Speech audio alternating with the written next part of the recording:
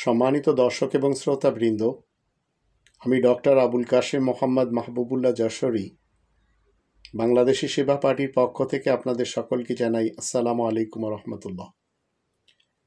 আপনারা সবাই জানেন আমি এই সংবিধান মেনে চলি আর এই কনস্টিটিউশন থেকে আমি কথা বলি। আমাদের দেশে ধর্ম ব্যবসা যারা করে চলেছে এই উলামায়ে কুফফারদের সদস্যদের যদি তালিকা আপনারা জানতে চান তাহলে আমি 150 জন প্লাস তৈরি করে দিয়েছি। তার ভিতরে এই মুহূর্তে সবচেয়ে ভয়ঙ্কর রূপ ধর্ম ব্যবসার একটি নতুন ফাঁদ হিজবুত তাওহীদ নামক যে সংগঠন রয়েছে তাদেরকে আমরা দেখতে পাই। ধর্ম ব্যবসার একটি নতুন ফাঁদ যা হিজবুত তাওহীদের সদস্য যারা রয়েছে, যারা আল কোরআনের শত্রু, তারা জানতেও চাচ্ছেন না যে হুসাইন মোহাম্মদ সেলিম কিংবা বায়েজিদ খান পন্নী, যদিও তিনি অতীত হয়ে গেছেন, এই হুসাইন মোহাম্মদ সেলিম সুন্নি দেওবন্দীদের যে একজন হেফাজতের রাহবার, রিসোর্টে ধরা খাওয়া মামুনুল হক, এরা দুইজন খুব গলা ফাটিয়ে কথা বলতে পারে, অথচ এই জাতি মামুনুল হকের রিসোর্টে ধরা খাওয়ার যে বিচার হওয়া দরকার সেটি কিন্তু হয়নি। কিন্তু গলা ফাটাতে পারে, গলা ফাটিয়ে চিল্লাতে পারে। তদ্রূপ হুসাইন মোহাম্মদ সেলিম গলা ফাটিয়ে কি বলছে? জমিন যার হুকুম চলবে তার, চলবে মানে ভবিষ্যৎ। অথচ এই জমিনটা যার, এই জমিনে হুকুম চলে আসছে, চলছে এবং চলতে থাকবে আল্লাহ তাআলার। নতুন করে কাউকে চালানো লাগবে না। এখন এই গলা ফাটিয়ে আপনি মজলিস গরম করছেন, মানুষ মনে করছে অনেক বড় মাপের এরা জ্ঞানী। তাহলে 49 নম্বর সূরা আল হুজুরাতের 2 নম্বর আয়াত সামনে রাখেন। আল্লাহ বলেন, ইয়া আইয়ুহাল্লাযীনা আমানু লা তারফাউ আসওয়াতাকুম ফাওকা সাওতিন নাবী ওয়া লা তাজহারু লাহু বিল কওলি কাজাহরি বা'দিকুম লিবা'দিন আন তাহবাতা আমালুকুম ওয়া আনতুম লা তাশউরুন। শোনো হে ঈমানদারগণ, তোমরা নিজেদের আওয়াজকে, অর্থাৎ নিজেদের যে কথা এবং সিদ্ধান্ত, বিশেষ খবরদাতা নবীর আওয়াজের তুলনায় প্রাধান্য দিবে না। তো এরা দেখবেন এই দুইজন আমাদের দেশে গলা ফাটিয়ে কথা বলে, আর নবীর কাছে উঁচু স্বরে নিজেদের কথাকে মান্য করানোর চেষ্টা করবে না। যেভাবে নিজেদের মধ্যে খোলাখুলিভাবে জোরে বলে থাকো, নইলে হয়তো তোমাদের সব কাজকর্ম বরবাদ হয়ে যাবে আর তোমরা তার টেরও পাবে না।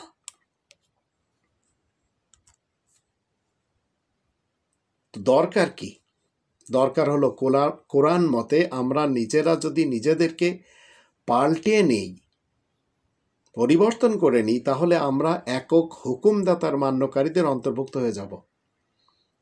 তো হিজবুত তাওহীদের তাগুত নেতা এই ইবলিস এবং শয়তান হুসাইন মোহাম্মদ সেলিম, আপনারা জানেন একসময় জামাত শিবির করত। জামাত ইসলাম আজ আমাদের দেশে একটি বড় মুনাফিকিনদের দল, যাদেরকে নিয়ে কখনো বিএনপি মার্কা মুসলমানেরা খেলেছে, কখনো বিএল বাল মানে আওয়ামী লীগ মার্কা মুসলমানেরা খেলেছে। সেই জামাত ইসলাম থেকে 3টে পার্টি আমরা আজ দেখতে পাচ্ছি। এবি পার্টি, হিজবুত তাওহীদের হুসাইন মোহাম্মদ সেলিমের পার্টি, আর ডাক্তার শফিকুর রহমান সাহেবের পার্টি।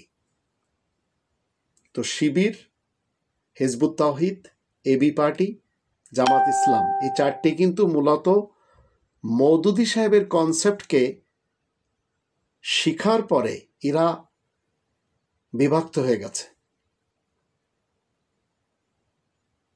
তো হিজবুত তাওহীদের এই তাগুত নেতা, এই ইবলিস এবং শয়তান হুসাইন মোহাম্মদ সেলিমের মতো কুফরি স্লোগান আপনাকে আমাকে দিতে হবে না। যদি আপনি রব্বানি প্ল্যান মতে নিজের জীবন কাটান, আপনাকে বলতে হবে না জমিন যার হুকুম চলবে তার। অলরেডি জমিন যার হুকুম চলছে তার। তো আল্লাহ তাআলা শান্তির দেশে আজ 2025 সালে 900 কোটি মানুষ রয়েছে। এই হুসাইন মোহাম্মদ সেলিম, এই দজ্জাল ব্যক্তিটি ধোকার জালে সবাইকে আবদ্ধ করে কি বলছে, যখন আল্লাহর হুকুম চলবে তখন মানুষ দরজা খুলে ঘুমাবে। আমি আমার কথাই বলি, 2.5 বছর ধরে আমি দরজা খুলে ঘুমাচ্ছি, আমার দরজা বন্ধ করা লাগছে না। তো এইভাবে কোটি কোটি মানুষ দরজা খুলে ঘুমাচ্ছে, নতুন করে আইন তৈরি করার দরকার নেই।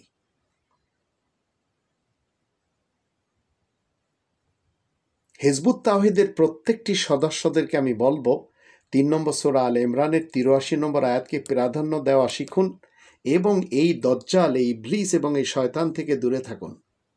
আল্লাহ বলছেন, আফা গায়রা দীনিল্লাহি ইয়াবগুন ওয়া লাহু আসলামা মান ফিস সামাওয়াতি ওয়াল আরদ তাওআন ওয়া কারহান ওয়া ইলাইহি ইরজাউন। মানুষের আল্লাহ তাআলার দেওয়া জীবন ব্যবস্থা ছাড়া অন্য কিছু মানতে চায় নাকি? অথচ ইসলাম কায়েম রয়েছে, শান্তি কায়েম রয়েছে আল্লাহ তাআলার জন্য আসমান সমূহ এবং জমিনে, ইচ্ছায় এবং অনিচ্ছায়। আর আল্লাহ তাআলার দিকে সব কিছু হাজির করা হবে। তো হুসাইন মোহাম্মদ সেলিম এদেশে তাগুতির হয়ে কাজ করে চলেছে। তাই দেখবেন ভারতের টেলিভিশনে তাকে বলা হয় যে আপনি ডক্টর মোহাম্মদ ইউনূসের জায়গায় বসুন। এখন এই হুসাইন মোহাম্মদ সেলিম, এই পূর্বজ মানে সাবেক জামাতের শিবিরের কর্মী, নিজে ইসলামে প্রবেশ না করে অন্যদেরকে নিজের দলে ভেড়াচ্ছে। যেমন তাবলিগি জামাত, সাদ গ্রুপ, জুবায়ের গ্রুপ, ইলিয়াস আত্মার গ্রুপ, তারা করে চলেছে। যেমন হিফাজত করে চলেছে, তরিকত করে চলেছে, দেওবন্দি খেয়ালে যারা, বেরেলবি খেয়ালে যারা, এরা সবাই নিজ নিজ দলে মানুষকে ভেড়াচ্ছে, অথচ আল্লাহ নিষেধ করেছেন। আর এই কাজগুলি যারা করবে মূলত তারা শয়তান। 2 নম্বর সূরা আল বাকারার 208 নম্বর আয়াত, ইয়া আইয়ুহাল্লাযীনা আমানু উদখুলু ফিস সিলমি কাফা ওয়ালা তাত্তাবিউ খুতুওয়াতিশ শাইতান ইন্নাহু লাকুম আদুউম মুবিন। তোমরা যারা ঈমান এনেছ শোনো, তোমরা সবাই ইসলামের শান্তি ছায়াতলে পরিপূর্ণরূপে প্রবেশ করো। প্রবেশ করো, এটা মনে রাখবেন, প্রবেশ করাও না। যেমন সালাফি, শিয়া, সুন্নি, এরা সবাই নিজ নিজ দলে মানুষকে প্রবেশ করাচ্ছে। আর শয়তানের পদাঙ্ক অনুসরণ করবে না, নিশ্চয় সে তোমাদের প্রকাশ্য দুশমন। এটি তো ইকামাতে দিন। ইকামাতে দিনের নামে দিন চাপিয়ে দেওয়া, এটি আল্লাহ তাআলা নিষেধ করেছেন। 5 নম্বর সূরা আল মাইদা 77 নম্বর আয়াতে আল্লাহ বলছেন যে তোমরা শান্তির ফয়সালা সম্বন্ধে অন্যায়ভাবে বাড়াবাড়ি করবে না, কারণ দিন ইসলাম আল্লাহ তাআলার কাছে গ্রহণযোগ্য। এটি কমপ্লিট করে দেওয়া 3 নম্বর সূরা আল ইমরানের 19 নম্বর আয়াত এবং 5 নম্বর সূরা আল মাইদার 3 নম্বর আয়াত। 4 নম্বর সূরা নিসার 171 আয়াতে আল্লাহ বলছেন যে তোমরা তোমাদের দিনের ব্যাপারে বাড়াবাড়ি করবে না। আর 2 নম্বর সূরা আল বাকারার 256 আয়াতে বলা হচ্ছে লা ইকরাহা ফিদ্দীন, ইসলামী জীবন ব্যবস্থায় কোনো বল প্রয়োগ নেই। আর এই হুসাইন মোহাম্মদ সেলিমের কারণে তার দাস দাসীদের অনেককেই খুন হতে হয়েছে। কারণ এই খুনি যদি শিবির থেকে হিজবুত তাওহীদে না আসতো তাহলে মানুষ মারা যেত না।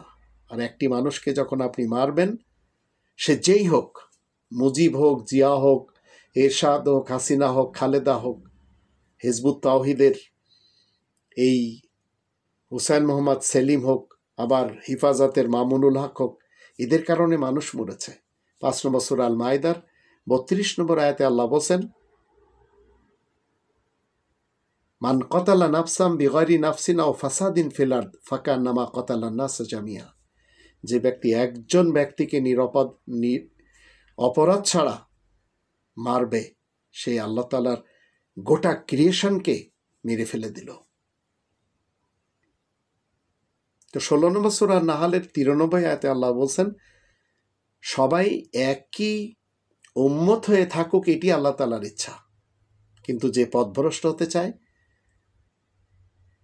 তাকে পথভ্রষ্ট করে দেওয়া হয়, যে ইচ্ছা সে হিদায়তের উপরে থাকতে পারে। আল্লাহ তো সকলকে পূর্ণ স্বাধীনতা দিয়েছেন।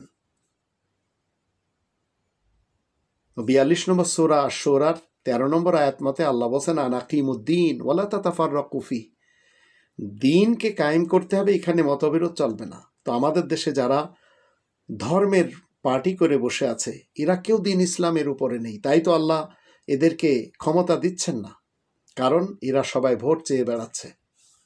আর বাংলাদেশি সেবা পার্টি নিয়ে আমি আপনাদের সামনে কথা বলি, এরা যখন সুযোগ পাবে, যখন জাতি বুঝবে যে একমাত্র দিন ইসলামকে কায়েম করার জন্য এই বাংলাদেশি সেবা পার্টি উপযুক্ত, তখন ডক্টর মোহাম্মদ ইউনূস স্যারের মতো অবশ্যই এই রকম ব্যক্তি এসে যাবে যে অল্প দিনেই বাংলাদেশ পাল্টে দিবে, সবাই কোটিপতি হয়ে যাবে।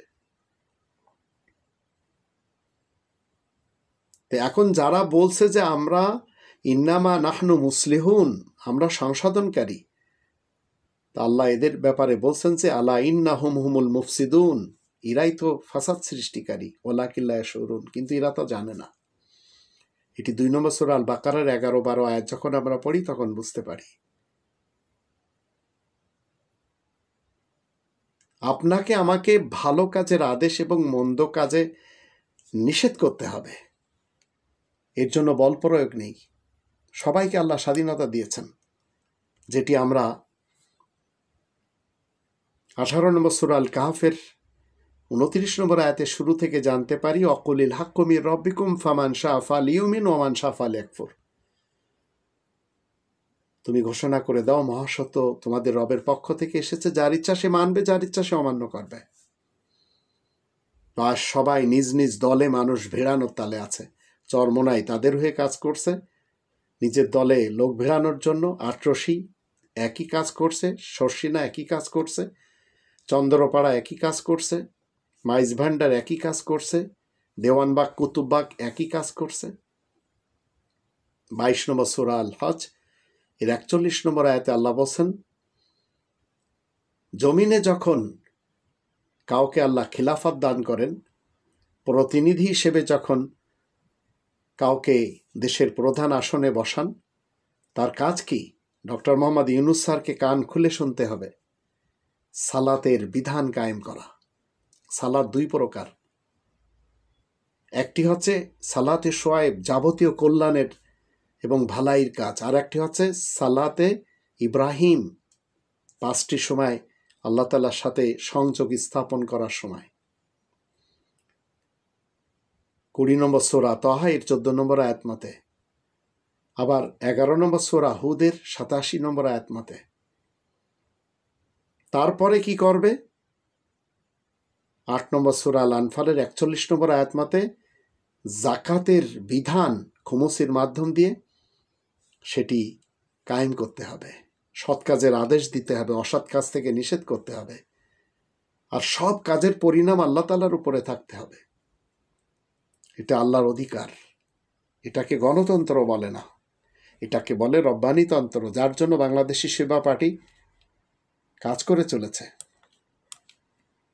2 নম্বর সূরা আল বাকারার 165 আয়াতে বলা হচ্ছে, আন্নাল কুওয়াতা লিল্লাহি জামিয়া, সকল ক্ষমতার উৎস একমাত্র আল্লাহ। 4 নম্বর সূরা আন-নিসার 58 নম্বর আয়াত মতে আল্লাহ বলছেন, বিচার কার্য ন্যায় পরায়ণতার সাথে হতে হবে এবং দেশের প্রত্যেকটি সেক্টরে তাদেরকে বসাতে হবে যারা আমানতদার। এটি হচ্ছে আনাকিমুদ্দিন ওয়ালা তাতাফাররাকু ফি। 50 নম্বর সূরা কফের 45 নম্বর আয়াত মতে ফাযাক্কির বিল কুরআন, কারোর উপরে জোর জবরদস্তি করা যাবে না। রাজ্যের ভান্ডার 8 নম্বর সূরা আল আনফালের প্রথম আয়াতের দৃষ্টিতে জনগণের, স্তূপ করে রাখা যাবে না, জনগণের মাঝে বন্টন করে দিতে হবে। আর কারোর উপরে জবরদস্তি করা যাবে না। মানুষকে মারার জন্য যেসব বাহিনীগুলি তৈরি করা হয়েছে তাদেরকে ঘরে পাঠিয়ে দিতে হবে, এটি ব্রিটিশরা করেছে। 1757 সালের পূর্বে এই লাঠিয়াল বাহিনী ছিল না। আর 21 নম্বর সূরা আল আম্বিয়ার 73 নম্বর আয়াত মতে 19 জন নবীদেরকে আল্লাহ নেতা বানিয়েছেন। এরা সবাই আল্লাহ তাআলার এই বিশাল রাজ্যে প্রতিনিধি হিসেবে কাজ করে। যখন আমরা 21 নম্বর সূরা আল আম্বিয়ার 105 নম্বর আয়াত দেখি, ওয়ালাকাদ কাতাবনা ফি যাবুরি মিন বাদি যিকরি আন্নাল আরদা ইয়ারিসুহা ইবাদিয়াস সালিহুন। বিশেষ টুকরাতে আল্লাহ কি লিখে দিয়েছেন? উপদেশের পর আল্লাহ তাআলার জমিনের প্রতিনিধি হচ্ছে ইবাদিয়াস সালিহুন, যারা সংশোধনের কাজ করে তারাই। কারণ এরা স্বতঃস্ফূর্তভাবে, স্বপ্রণোদিতভাবে নিজেদের আকল বুদ্ধি খাটিয়ে শরিয়াতকে মেনে চলে এবং এটি ইস্টাবলিশ করার ক্ষেত্রে কথা বলে। তো আল্লাহ রাব্বুল আলামিন কি বলেছেন?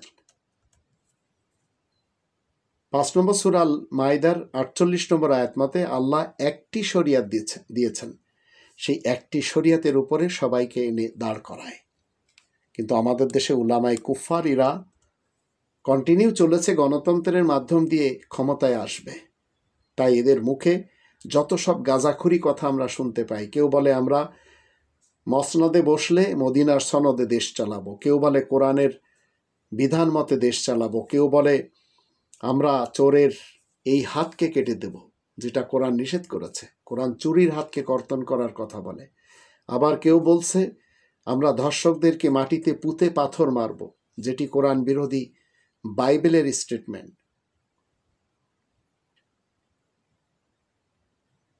তো আয়াত যদি আপনি আমি না মানি, আমরা যদি গণতন্ত্র, রাজতন্ত্র, সমাজতন্ত্র এবং মূল্যতন্ত্র মেনে চলি, মনে রাখবেন 96 নম্বর সূরার প্রথম 5টি আয়াত যখন আমরা পড়ি সূরা আল আলাকের, তো প্রথম আয়াতেই বলা হচ্ছে ইকরা বিসমি রব্বিকাল্লাযী খালাক, তুমি পড়ো তোমার রবের নামে যিনি সৃষ্টি করেছেন।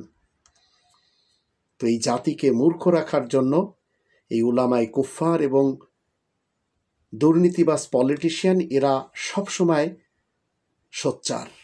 এই দুই শ্রেণীর লোক আমাদের এই দেশটি নষ্ট করে দিয়েছে। তো এই যে দুটি ফ্যামিলি, এই ফ্যামিলি দুটির সকলেই বিদেশে লেখাপড়া করে, বিদেশে সেটেলড, আবার লুটপাট করার জন্য নিজ দেশে আসে। আর ধর্মজীবী মোল্লারাও তাই, কেউ মালয়েশিয়ায় বসে, কেউ অন্যান্য দেশে বসে একটি সময় আসে, ওয়াজ মাহফিল করে, কোটি কোটি টাকা নিয়ে চলে যায়। তো সুউচ্চ মর্যাদা যদি আপনি আমি পেতে চাই, 58 নম্বর সূরা আল মুজাদালার 11-12 আয়াতকে ফলো করতে হবে। আল্লাহ যাদেরকে সুজ্ঞানে জ্ঞানী করেছেন তাদেরকে সুউচ্চ মর্যাদাও দিয়েছেন। আর এটি আল্লাহ তাআলা 39 নম্বর সূরা জুমারের 9 নম্বর আয়াতে বলেছেন, যারা শিক্ষিত, যারা জ্ঞানী, যারা জানে, আর যারা মূর্খ, যারা জানে না, তারা কি সমান হতে পারে? তো আজ আমাদের দেশের লোকদেরকে এই দুই ফ্যামিলির নেতারা তাদের সন্তানদেরকে ঠিকই বিদেশে পড়াচ্ছে, কিন্তু নিজ দেশের সন্তানদেরকে কর্মী বানিয়ে লড়াই বাঁধিয়ে দিয়ে মৃত্যুর কোলে ঠেলে দিচ্ছে। তাই দেখবেন কোনো দিন কোনো ডিজাস্টারে এই দুই ফ্যামিলির কেউ মরেনি। তো আপনারা চেষ্টা করুন অন্তত শিক্ষিত হতে। যারা শিক্ষিত জ্ঞানী তারা সদা সর্বদা সত্য কথা বলবে। তারা জানবে যে অবৈধভাবে রিবাকর হয়ে সম্পদ জমা করা যাবে না। তারা প্রয়োজনের অতিরিক্ত সব কিছু দিয়ে দিবে। তারা চুরি করবে না। তারা ঘুষ বাণিজ্যের সাথে অবৈধ ইনকাম করে রিবাকর হবে না। তারা অন্যের প্রতি জুলুম করবে না।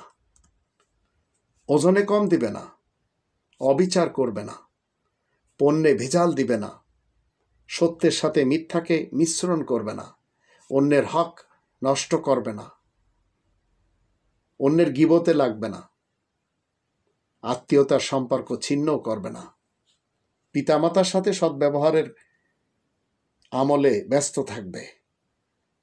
আর ধোকার প্রতারণা তারা কখনো করবে না, কারণ তারা কোরআনের জ্ঞানী। কাউকে উপহাস করবে না, মিথ্যা সাক্ষী দিবে না, কারোর সাথে দুর্ব্যবহার করবে না, গুম, খুন এবং হত্যার রাজনীতি করবে না, ক্ষমা করা শিখবে, বিনয় হওয়া শিখবে, সর্বোপরি ধৈর্য ধারণ করতে নিজেকে এবং সকলকে উৎসাহ দিবে। এগুলি হচ্ছে সালাতে শোয়েব। আর 2 নম্বর সূরা আল বাকারার 125 নম্বর আয়াত মতে সালাতে ইব্রাহিম ভোরবেলায়, দুপুরের সময়, বিকেলের সময়, সন্ধ্যার সময় এবং রাত্রে আল্লাহ তাআলার সাথে কমিউনিকেশন করবে, 5 ওয়াক্ত নামাজ যেটা আমরা বলি, এবং জুলুম আর অন্যায়ের বিরুদ্ধে সবসময় সোচ্চার থাকবে। এইগুলি আজ যদি ডক্টর মোহাম্মদ ইউনূস স্যার তিনি আনাকিমুদ্দিন ওয়ালা তাতাফাররাকু ফি এইভাবে কার্যকরী করতে চান তো করতে দিবে না। আমাদের দেশে তার চারিপাশে রয়েছে শতাব্দীর শ্রেষ্ঠ মীর জাফর গং, এই আসিফ নজরুল্লাহ, আবার অন্যান্য পার্টি যেভাবে খুনি হাসিনা করে গেছে, ঠিক মির্জা ফখরুল, মির্জা আলমগীর, এরা সবাই এইভাবে চিল্লাচ্ছে। তো আসুন আমরা জালেমদের বিরুদ্ধে, জালেমদের জুলুমের এবং অন্যায়ের বিরুদ্ধে ঐক্যবদ্ধ হই। আর যারা এই ধর্মকে পুঁজি করে মানুষকে নানান ফিরকা, পার্টি, মাসলাক এবং মাযহাবে বিভক্ত করে চলেছে, এদেরকে শিখাই। 3 নম্বর সূরা আল ইমরানের 103 নম্বর আয়াত মতে আল্লাহ বলে দিয়েছেন, ওয়াতাসিমু বিহাবলিল্লাহি জামিআন ওয়ালা তাফাররাকু, তোমরা সবাই আল্লাহ তাআলার রজ্জু কোরআনকে মজবুতভাবে আঁকড়ে ধরো আর বিচ্ছিন্ন হয়েও না, বিভিন্ন ফিরকা, পার্টি, মাসলাক এবং মাযহাবে বিভক্ত হয়ে যেও না। আল্লাহ আমাদের সেই তৌফিক দান করুন।